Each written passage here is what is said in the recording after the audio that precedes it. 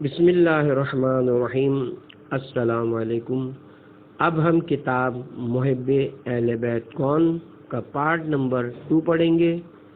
Number 11، نار جہنم سے بچو۔ ابن فضال روایت کرتا ہے کہ میں نے حضرت امام رضا علیہ السلام سے سنا کہ آپ نے ارشاد فرمایا، جس شخص نے دشمنان خدا سے دوستی کی گویا اس نے دوستان خدا سے دشمنی کی۔ جس شخص نے دوستان خدا سے دشمنی کی تو اس نے خداوند بزرگ اور برتر سے دشمنی کی، تو اللہ تعالیٰ کے لیے سزاوار ہے کہ ایسے شخص کو نار جہنم میں داخل کرے۔ نمبر 12، شیعہ ریاکار نہیں ہوتا۔ حضرت امام جعفر صادق علیہ السلام سے روایت ہے کہ آپ نے فرمایا، خدا کی قسم ہمارا شیعہ وہ ہے جو اپنی شکم اور شرمگاہ کو حرام سے بچا کر رکھے اور اپنے اعمال کو خالق کی خوشنودی اور رضایت کے لیے انجام دے اور اس کے ثواب کا امیدوار ہو اور اس کے عطاب سے خوفزدہ ہو۔ نمبر 13، پھر وہ ہمارا شیعہ کیسے ہو؟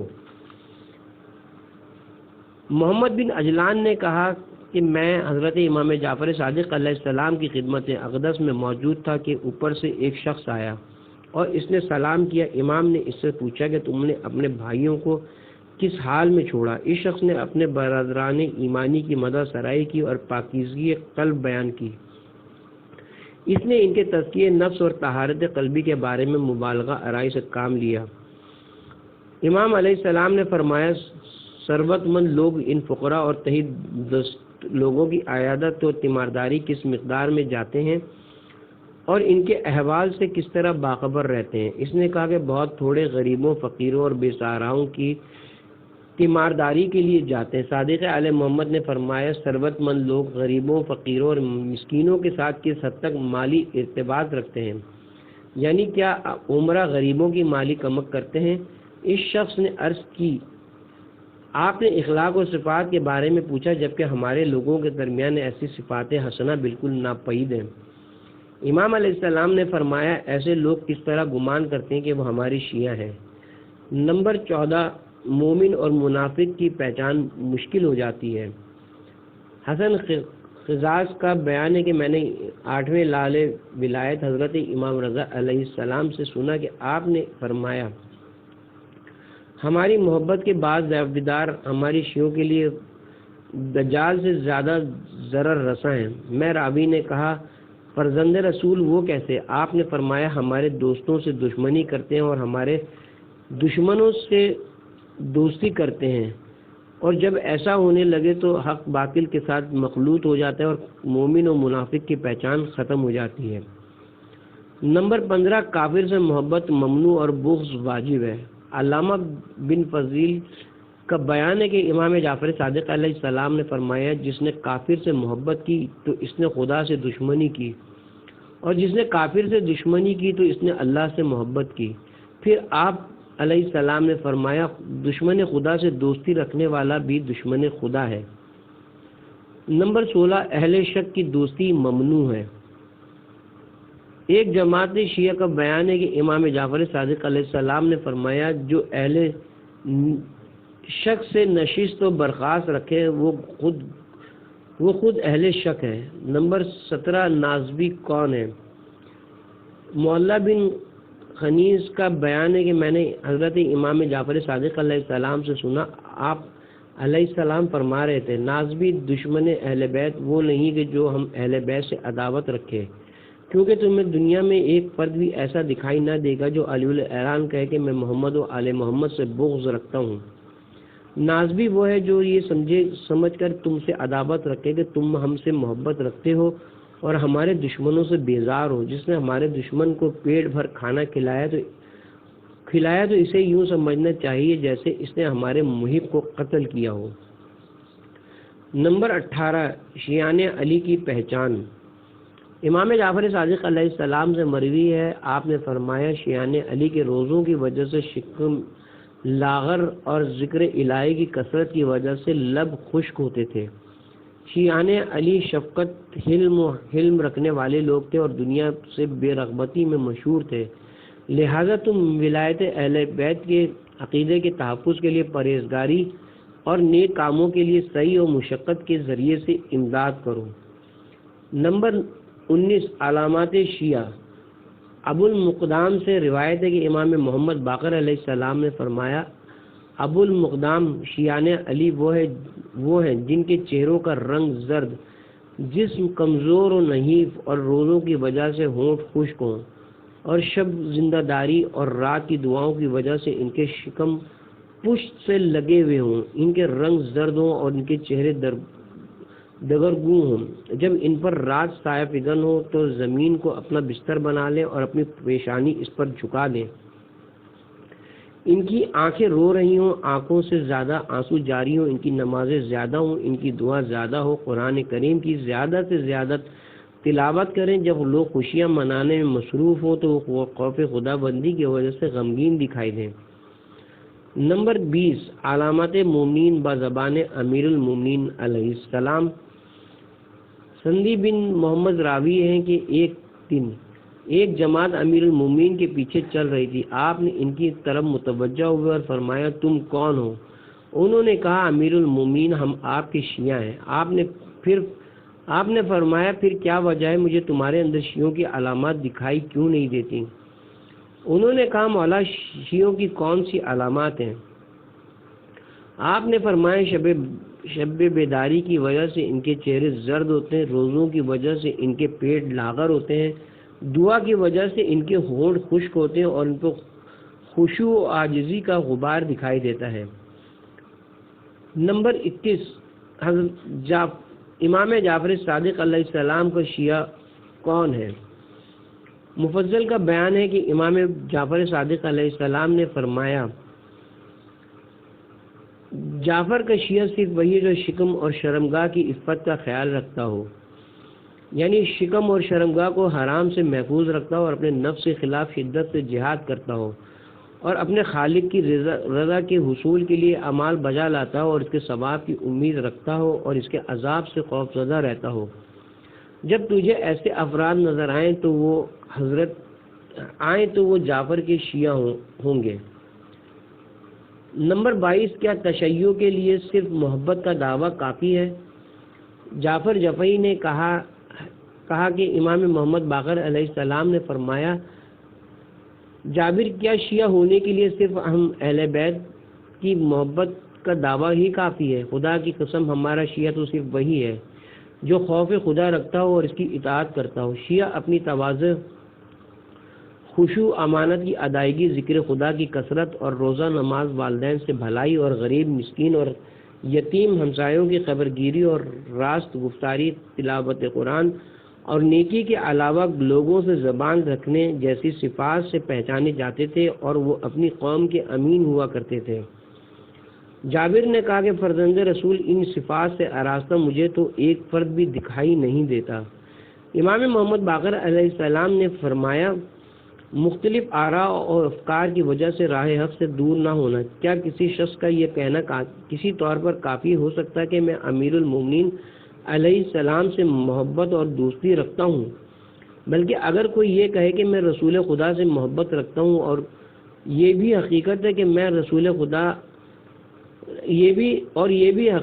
رسول خدا حضرت علی سے افضل ہے، اگر کوئی شخص محبت رسول کا زبانی دعویٰ کرے اور ان کی سیرت اور سنت پر عمل نہ کرے تو اس کا دعوی محبت اسے کچھ بھی فائدہ نہیں دے گا۔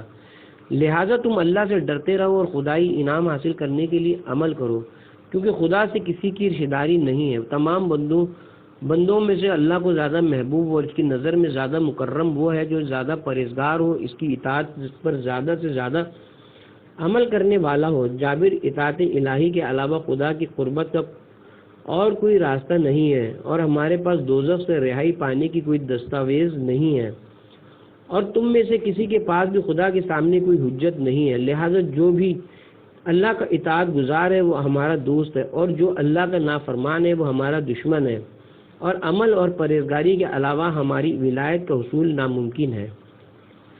نمبر 23 شیعوں کا ایک دوسرے سے تعلق۔ امام محمد باقر علیہ السلام سے منقول ہے کہ آپ نے فرمایا، علی کے شیعہ وہ ہیں جو ہماری راہ ولایت میں ایک دوسرے پر خرچ کرتے ہیں اور ہماری مودت کی وجہ سے ایک دوسرے سے محبت رکھتے ہیں اور ہمارے امر کو زندہ رکھنے کے لیے ایک دوسرے سے ملاقات کرتے ہیں، غصے میں آ کر ظلم نہیں کرتے اور خوش ہو کر حد سے تجاوز نہیں کرتے، اپنے ہمسایوں کے لیے باعث برکت ہوتے ہیں اور اپنے ملنے ملانے والوں کے لیے صلح کے نقیب ہوتے ہیں۔ نمبر 24 شیعوں کی جسمانی علامات۔ امام محمد باقر علیہ السلام نے فرمایا شیعان علی کے رنگ اڑے ہوئے ہوتے ہیں، ان کے جسم کمزور اور نحیف ہوتے ہیں، ان کے خشک ہوتے ہیں، ان کے پیڑ لاغر ہوتے ہیں اور ان کے رنگ متغیر ہوتے ہیں۔ نمبر 25 ہو حلقہ یاراں تو بریشم کی طرح نرم۔ امام محمد باقر علیہ السلام سے مروی ہے، آپ نے فرمایا جابر علی کا شیعہ وہ ہے جس کی آواز اس کے کان سے تجاوز نہ کرے اور اس کی دشمنی اس کے جسم سے تجاوز نہ کرے اور ہمارے کسی دشمن کی مدح و ثنا نہ کرے اور ہمارے کسی دشمن سے تعلقات قائم نہ کرے اور ہمارے عیب بیان کرنے والے سے ہم نشینی اختیار نہ کرے۔ علی علیہ السلام کو شیعہ وہ ہے جو کتے کی طرح نہ بھوکے اور کوے کی طرح سے لالچ نہ کرے، اسے بھوکا مرنا گوارا ہو لیکن ان لوگوں سے سوال کرنا گوارا نہ ہو۔ ہمارے شیعہ سبک زندگی رکھتے ہیں، یعنی ان کے پاس وسائل معاش کم ہوتے ہیں اور وہ خانہ بدوش رہتے ہیں۔ اگر وہ کسی جگہ پر رہائش پذیر ہو تو ان کو پہچاننے والا کوئی نہیں ہوتا اور اگر وہ غائب ہو تو کوئی ان کو تلاش نہیں کرتا اور اگر وہ بیمار ہو تو کوئی ان کی تیمارداری نہیں کرتا اور اگر وہ مر جائیں تو لوگ ان کے جنازے میں شامل نہیں ہوتے، وہ قبروں میں رہ کر ایک دوسرے سے ملاقات کرتے ہیں۔ میں راوی نے کہا بھلا میں ان صفات کے حامل افراد کو کہاں تلاش کروں؟ آپ نے فرمایا انہیں زمین کے اطراف اور بازاروں میں تلاش کرو، اللہ تعالیٰ نے انہی کے لیے فرمایا ہے مومنین کے لیے تواضع کرنے والے اور کافروں کے مقابلے میں سرفراز ہوتے ہیں۔ نمبر 26 حقیقی شیعہ انتہائی قلیل ہے۔ مفضل بن قیس نے کہا کہ امام جعفر صادق علیہ السلام نے مجھ سے فرمایا کوفے میں ہماری شیعوں کی تعداد کیا ہے؟ میں نے کہا 50,000۔ آپ مسلسل یہی سوال کرتے رہے اور میں تعداد کو کم کرتا گیا یہاں تک کہ آپ علیہ السلام نے فرمایا کیا تجھے امید ہے کہ ان کی تعداد 20 ہوگی؟ پھر آپ نے فرمایا خدا کی قسم میری یہ خواہش ہے کہ کوفے میں 25 افراد ایسے ہونے چاہیے جو کہ ہمارے امر و ولایت کی معرفت رکھنے والے ہوں اور ہمارے متعلق سچ کے علاوہ اور کچھ نہ کہیں۔ نمبر 27 عقیدہ تشیع کا جلدی سے اظہار کیوں ہو جاتا ہے؟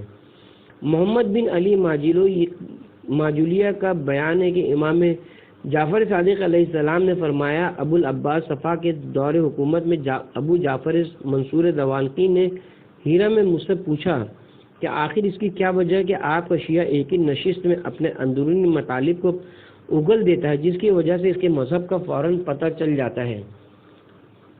امام جعفر صادق علیہ السلام نے کہا اس کی وجہ ان کے سینوں میں حلاوت ایمان کی موجودگی ہے، ایمان کی شیرینی کی وجہ سے وہ اپنا اندرونی عقیدہ ظاہر کر دیتے ہیں۔ نمبر 28 فضیلت کا معیار معرفت ہے۔ امام محمد باقر علیہ السلام یا امام جعفر صادق علیہ السلام میں سے کسی ایک امام نے فرمایا تم میں سے کچھ شیعہ کسی سے زیادہ نماز گزار ہوتے ہیں اور کچھ دوسرے سے زیادہ حج بجا لانے والے ہوتے ہیں اور کچھ کسی سے زیادہ صدقہ دینے والے ہوتے ہیں اور کچھ دوسروں سے زیادہ روزے دار ہوتے ہیں اور تم میں سے افضل وہ ہے جو معرفت میں افضل ہو۔ نمبر 29 فکر ہر کس بقدر ہمت ہوست۔ مفضل بن زیاد عبدی نے امام جعفر صادق علیہ السلام سے نقل کیا، آپ علیہ السلام نے فرمایا تمہاری تگ و دو کا محور اپنے دین کی معلومات کا حصول ہے، جبکہ تمہارے دشمن کی زندگی کا ہدف تمہیں اذیت و تکلیف دینا ہے۔ ان کے دل تمہاری دشمنی سے لبریز ہیں، وہ تمہاری باتیں سن کر انہیں بدل دیتے ہیں اور وہ تمہارے متعلق لوگوں کو یہ باور کراتے ہیں کہ تم خدا کے لیے شریکوں کا عقیدہ رکھتے ہو اور پھر وہ تم پر تہمتیں تراشتے ہیں۔ ان کا یہی عمل خدا کی نظر میں خدا کی نافرمانی کے لیے کافی ہے۔ نمبر 30 شیعوں کی ولادت پاک ہوتی ہے۔ صدیر کا بیان ہے کہ امام جعفر صادق علیہ السلام نے فرمایا جب قیامت کا دن ہوگا تو ہمارے شیعوں کے علاوہ باقی لوگوں کو ان کی ماؤں کے نام سے پکارا جائے گا اور ہم اس سے اس لیے مستثنی ہوں گے کہ ہماری نسب میں کوئی خلل نہیں ہے۔ نمبر 31 ظاہرداری کو بھی بحال رکھیں۔ عبداللہ بن خالد کنانی کا بیان ہے کہ میں ایک مچھلی کو ہاتھ میں لٹکائے ہوئے جا رہا تھا کہ امام موسیٰ کاظم علیہ السلام سے ملاقات ہو گئی۔ آپ علیہ السلام نے فرمایا اسے پھینک دو کیونکہ مجھے یہ بات پسند نہیں ہے کہ انسان بے قیمت چیز کو خود اٹھائے ہوئے پھر رہا ہو۔ پھر آپ نے فرمایا اے گروہ شیعہ تم ایسے لوگ ہو کہ تمہارے دشمن زیادہ ہیں، لوگ تم سے دشمنی رکھتے ہیں، لہذا تم سے جہاں تک ہو سکے اپنے آپ کو مزین کر کے ان کے سامنے پیش کرو۔ نمبر 32 کردار شیعہ۔ مسعدہ بن صدقہ کا بیان ہے کہ امام جعفر صادق علیہ السلام نے ان کے شیعوں کے متعلق پوچھا تو آپ نے فرمایا ہمارا شیعہ وہ ہے جو نیک کام کو مقدم رکھے اور برے کاموں سے پرہیز کرے اور اللہ کی رحمت کے شوق میں بڑے کام سر انجام دے۔ ایسا شخص ہم سے ہے اور ہماری طرف سے ہے اور ہم جہاں ہوں گے وہ ہمارے ساتھ ہوگا۔ نمبر 33 اوصاف شیعہ۔ ازبغ بن نباتہ راوی ہے کہ ایک دن امیر المومنین علیہ السلام گھر سے باہر تشریف لائے جبکہ ہم ایک جگہ اکٹھے ہو کر بیٹھے تھے۔ آپ علیہ السلام نے فرمایا تم کون ہو اور یہ تمہارا اجتماع کیسا ہے؟ ہم نے کہا امیر المومنین ہم آپ کے شیعوں کی ایک جماعت ہیں۔ آپ نے فرمایا پھر کیا وجہ کہ مجھے تم میں شیعوں کی علامت کیوں دکھائی نہیں دیتی؟ ہم نے کہا شیعوں کی علامات کیا ہیں؟ آپ نے فرمایا نماز شب کی وجہ سے ان کے چہرے زرد ہوتے ہیں، خوف خدا سے ان کی آنکھیں اشک ریز ہوتی ہیں اور روزوں کی وجہ سے ان کے لب خشک ہوتے ہیں اور ان پر عاجزی کرنے والوں کا غبار ہوتا ہے۔ نمبر 34 شیعوں کا چال چلن۔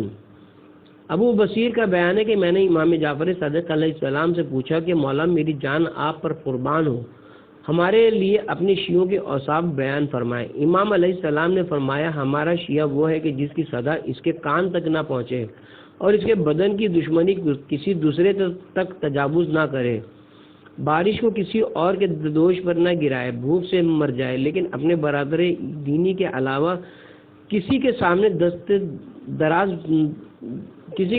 دست دراز نہ کرے۔ ہمارا شیعہ کتے کی طرح حفاظت نہیں کرتا اور کوے کی طرح طمع و لالچ نہیں کرتا۔ ہمارا شیعہ سادہ اور عامیانہ زندگی بسر کرتا ہے اور وہ خانہ نشینی کی زندگی گزارتا ہے۔ ہمارے شیعہ اپنے اموال سے دوسروں کا حق ادا کرتے ہیں اور ایک دوسرے سے مواسات کرتے ہیں اور موت کے وقت جزا و فضا نہیں کرتے اور ایک دوسرے کی قبروں کی زیارت کرتے ہیں۔ ابو بصیر کا بیان ہے کہ میں نے حضرت امام جعفر صادق علیہ السلام کی خدمت اقدس میں عرض کیا میری جان آپ پر قربان ہو، ایسے افراد کہاں ڈھونڈیں؟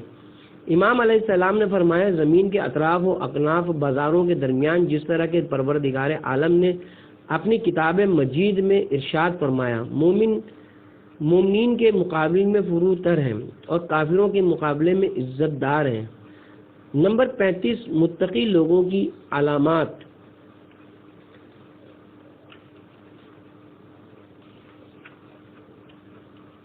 عبد الرحمن بن قصیر کا بیان ہے کہ چھٹے لال ولایت حضرت امام جعفر صادق علیہ السلام نے اپنے والد بزرگوار حضرت امام محمد باقر علیہ السلام سے نقل کیا کہ آپ نے فرمایا امیر المومنین علیہ السلام کا ایک عظیم عبادت گزار حمام نامی صحابی اپنی جگہ سے کھڑا ہوا اور اس نے عرض کیا اے امیر المومنین میرے لیے متقی و پرہیزگار لوگوں کے اوصاف اس طرح بیان کریں گویا کہ میں ان کو دیکھ سکوں۔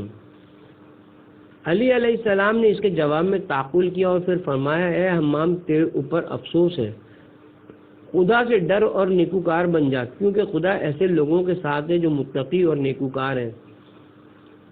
حمام اس مختصر بیان سے مطمئن نہ ہوئے تو حضرت نے حمد و ثناء پروردگار اور صلوات و سلام کے بعد ارشاد فرمایا اما بعد پروردگار نے تمام مخلوقات کو اس عالم میں پیدا کیا کہ وہ ان کی اطاعت سے مستغنی اور ان کی نافرمانی سے محفوظ تھا۔ نہ اسے کسی کی نافرمان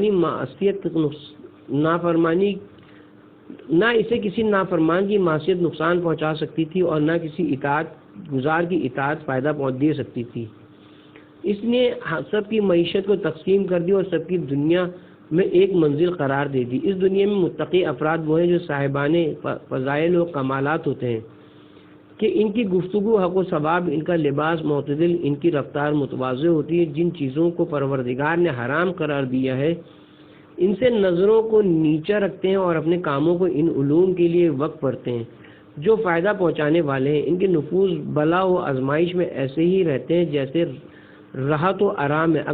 اگر پروردگار نے ہر شخص کی حیات کی مدت مقرر نہ کر دی ہوتی تو ان کی روحیں ان کے جسم میں پلک جھپکنے کے برابر بھی ٹھہر نہیں سکتی تھیں کہ انہیں ثواب کا شوق ہے اور عذاب کا خوف۔ خالق ان کی نگاہ میں اس قدر عظیم ہے کہ ساری دنیا نگاہوں سے گر گئی ہے۔ جنت ان کی نگاہ کے سامنے اس طرح ہے جیسے اس کی نعمتوں سے لطف اندوز ہو رہے ہوں، اور جہنم کو اس طرح دیکھ رہے ہیں جیسے اس کے عذاب کو محسوس کر رہے ہوں۔ ان کے دل نیکیوں کے خزانے اور ان سے شر کا کوئی خطرہ نہیں ہے۔ ان کے جسم نحیف اور لاغر ہیں اور ان کی ضروریات نہایت درجہ مختصر اور ان کے نفوس بھی طیب و طاہر ہیں۔ انہوں نے دنیا میں چند دن تکلیف اٹھا کر ابدی راحت کا انتظام کر لیا ہے اور ایسی فائدہ بخش تجارت کی ہے جس کا انتظام ان کے پروردگار نے کر دیا تھا۔ دنیا نے انہیں بہت چاہا لیکن انہوں نے اسے نہیں چاہا، اور اس نے انہیں بہت گرفتار کرنا چاہا لیکن انہوں نے فدیہ دے کر اپنے کو چھڑا لیا۔ راتوں کے وقت مصلے پر کھڑے رہتے ہیں، خوش روحانی کے ساتھ تلاوت قرآن کرتے ہیں، اپنے نفس کو محزون رکھتے ہیں اور اسی طرح اپنی بیماری دل کا علاج کرتے ہیں۔ جب کسی آیت ترغیب سے گزرتے ہیں تو اس کی طرف متوجہ ہوتے ہیں، اور جب کسی آیت ترہیب و تخفیف سے گزرتے ہیں تو دل کے کانوں کو اس طرف یوں مصروف کر دیتے ہیں کہ جیسے جہنم کے شعلوں کی آواز اور وہاں کی مسلسل چیخ و پکار ان کے کانوں تک پہنچ رہی ہے۔ یہ رکوع میں کمر خمیدہ اور سجدے میں پیشانی، ہتھیلی، انگوٹھوں اور گھٹنوں کو فرش سے خاک کیے رہتے ہیں۔ پروردگار سے ایک ہی سوال کرتے ہیں، ان کی گردنوں کو آتش جہنم سے آزاد کر دے۔ اس کے بعد دن کے وقت یہ علماء اور دانشمند نیک کردار اور پرہیزگار ہوتے ہیں جیسے انہیں تیر انداز کے تیر کی طرح خوف خدا سے تراشا ہو۔ دیکھنے والا انہیں دیکھ کر بیمار تصور کرتا ہے، حالانکہ یہ بیمار نہیں ہے، اور ان کی باتوں کو سن کر کہتا ہے کہ ان کی عقلوں میں فطور ہے۔ لہذا ایسا بھی ہوتا ہے یہ بات صرف یہ کہ انہیں ایک بہت بڑی بات نے مدہوش کر رکھا ہے۔ یہ نہ قلیل عمل سے راضی ہوتے ہیں اور نہ کثیر عمل کو کثیر سمجھتے ہیں، ہمیشہ اپنے نفس ہی کو محتمم کرتے رہتے ہیں اور اپنے اعمالی سے خوفزدہ رہتے ہیں۔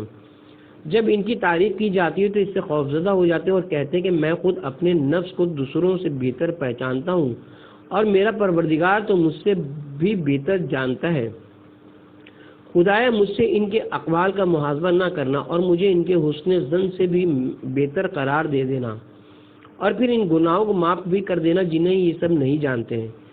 ان کی علامات یہ بھی کہ ان کے پاس دین میں قوت، نرمی میں شدت، احتیاط، یقین میں ایمان، علم کے بارے میں تمام، علم کی منزل میں علم، مالداری میں میانہ روی، عبادت میں خضوع و قلب، فاقے میں خودداری، سختیوں میں صبر، حلال کی طلب، ہدایت میں نشاط، لالچ سے پرہیز جیسی تمام چیزیں پائی جاتی ہیں۔ وہ نیک اعمال بھی انجام دیتے ہیں تو لرزتے ہوئے انجام دیتے ہیں۔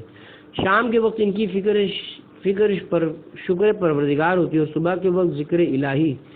خوفزدہ عالم میں رات کرتے ہیں اور فرح و سرور میں صبح۔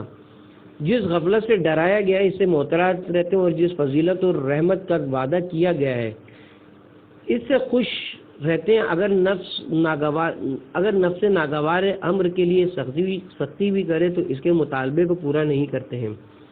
ان کی آنکھوں کی ٹھنڈک لازوال نعمتوں میں سے ہے اور ان کا پرہیز پانی اشیاء کے بارے میں ہے۔ یہ علم کو علم سے اور قول کو عمل سے ملائے ہوئے ہیں تم ہمیشہ ان کی امیدوں کو، مختصر دل کو خواہشیں نفس کو، کھانے کو معمولی معاملات کو آسان، دین کو محفوظ، خواہشات کو مردہ اور ضد غصے کو پیا ہوا دیکھو گے۔ ان سے ہمیشہ نیکیوں کی امید رہتی ہے اور انسان ان کے شر کی طرف سے محفوظ رہتا ہے۔ یہ غافلوں میں نظر آئیں تو بھی یاد خدا کرنے والوں میں کہے جاتے ہیں، اور یاد کرنے والوں میں نظر آئیں تو بھی غافلوں میں شمار نہیں ہوتے۔ ظلم کرنے والے کو معاف کر دیتے ہیں، محروم رکھنے والے کو عطا کرتے ہیں، قطع رحم کرنے والوں سے تعلقات رکھتے ہیں، لغویات سے دور، نرم کلام، منکرات غائب، نیکیاں حاضر، خیر آتا ہوا، شر جاتا ہوا، زلزلوں میں باوقار، دشواریوں میں صابر، آسانیوں میں شکر گزار، دشمن پر ظلم نہیں کرتے ہیں، چاہنے والوں کی خاطر گناہ نہیں کرتے ہیں، گواہی طلب کے لیے جانے سے پہلے حق کا اعتراف کرتے ہیں، امانتوں کو ضائع نہیں کرتے ہیں، جو بات یاد دلا دی جائے اسے بھولتے نہیں، اور القاب کے ذریعے ایک دوسرے کو چڑھاتے نہیں ہیں، اور ہمسائے کو نقصان نہیں پہنچاتے ہیں، مصائب میں کسی کو تانے نہیں دیتے، حرف باطل میں داخل نہیں ہوتے، اور کلمہ حق سے باہر نہیں آتے ہیں۔ یہ چپ رہیں تو ان کی خاموشی غم کی بنا پر نہیں ہے، اور یہ ہنستے ہیں تو آواز بلند نہیں کرتے ہیں۔ ان پہ ظلم کیا جائے تو صبر کر لیتے ہیں تاکہ خدا اس کا انتقام لے۔ ان کا اپنا نفس ہمیشہ رنج میں رہتا ہے اور لوگ ان کی طرف سے ہمیشہ مطمئن رہتے ہیں۔ انہوں نے اپنے نفس کو آخرت کے لیے ٹھکا ڈالا ہے، اور یہ لوگ ان کے نفس کی طرف سے آزاد ہو گئے ہیں۔ دور رہنے والوں سے ان کی دوری زاہد اور پاکیزگی کی وجہ سے ہے، اور قریب رہنے والوں سے ان کی قربت نرمی اور مرحمت کی وجہ سے ہے۔ نہ دوری تکبر و برتری کا نتیجہ ہے، اور نہ قربت مکر و فریب کا نتیجہ۔ راوی کہتا ہے کہ سن کر حمام نے چیخ ماری اور دنیا سے رخصت ہو گئے، تو امیر المومنین علیہ السلام نے فرمایا کہ میں اسی وقت سے ڈر رہا تھا، میں جانتا تھا کہ صاحبان تقویٰ کے دلوں پر نصیحت کا اثر اسی طرح ہوا کرتا ہے۔ یہ سننا تھا کہ ایک شخص بول پڑا کہ پھر آپ پر ایسا اثر کیوں نہیں ہوا؟ تو آپ نے فرمایا کہ خدا تیرا برا کرے، ہر اجل کے لیے ایک وقت معین ہے جس سے آگے بڑھانا ناممکن ہے، اور ہر شر کے لیے ایک سبب ہے جس سے تجاوز کرنا ناممکن ہے۔ خبردار اب ایسی گفتگو نہ کرنا، یہ شیطان نے تیری زبان پر اپنا جادو پھونک دیا ہے۔ نمبر 36، مومن غضب و رضا میں بھی حد اعتدال میں رہتا ہے۔ صفوان بن مہران کا بیان ہے کہ امام جعفر صادق علیہ السلام نے فرمایا، مومن تو بس وہ ہے کہ جب اس سے غصہ آئے تو اس کا غصہ اس سے حق کی حدود سے باہر نہ نکالے، اور جب وہ راضی ہو تو اس کی رضا اس کو باطل میں نہ لے جائے، اور جب اسے قدرت حاصل ہو تو اپنے حق سے زیادہ مال نہ لے۔ نمبر 37، تقوی کا دار و مدار رونے پر نہیں ہے۔ علی بن عبدالعزیز راوی ہے کہ امام جعفر صادق علیہ السلام نے فرمایا، علی بن عبدالعزیز، جو لوگ بظاہر دیندار ہیں ان کا رونا کہیں تمہیں فریب میں نہ ڈال دے۔ یاد رکھو تقویٰ وہ ہے جو دل میں ہو۔ نمبر 38، اسرار آل محمد کے افشا کرنے سے ممانعت۔ عبداللہ بن سنان راوی کہ میں نے امام جعفر صادق علیہ السلام کو یہ کہتے ہوئے سنا، بندگان خدا میں تمہیں پروردگار کے تقوی کی سفارش کرتا ہوں، اور اسرار آل محمد فاش کر کے لوگوں کو اپنی گردنوں پر سوار نہ کرو ورنہ ذلیل ہو جاؤ گے۔ اللہ تعالیٰ اپنی کتاب میں فرما رہا ہے، لوگوں سے اچھی گفتگو کرو۔ پھر آپ علیہ السلام نے فرمایا، تم لوگوں کے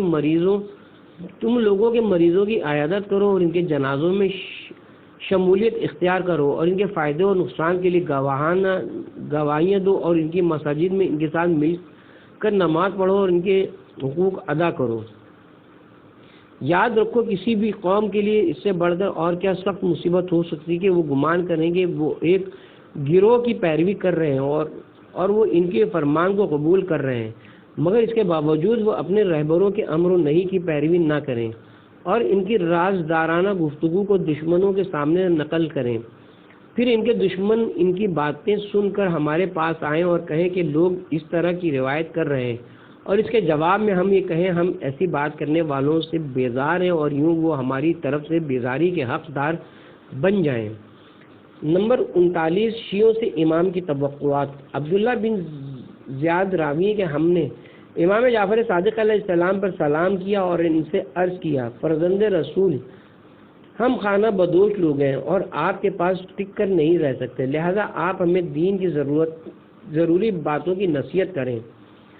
آپ نے فرمایا، میں تمہیں پروردگار کے تقوی، راستگوئی، ادائیگی امانت، اپنے ہمنشینوں سے حسن سلوک، سلام عام کرنے، ضرورت مندوں کو کھانا کھلانے کی وصیت کرتا ہوں، اور میں تمہیں وصیت کرتا ہوں تم اپنے مخالفین کی مساجد میں نماز پڑھو اور ان کے بیماروں کی عیادت کرو اور ان کے جنازوں کی مشاہدت کرو۔ میرے والد علیہ السلام نے مجھ سے فرمایا کہ ہمارے شیعہ اپنے دور کے بہترین افراد ہوا کرتے ہیں، اگر کوئی فقیہ ہوتا تھا تو اس کا تعلق ہمارے شیعوں سے ہوتا تھا، اور اگر کوئی مؤذن یا کوئی امام یا کوئی امین ہوتا تھا تو ان سب کا تعلق ہمارے شیعوں سے ہوا کرتا تھا۔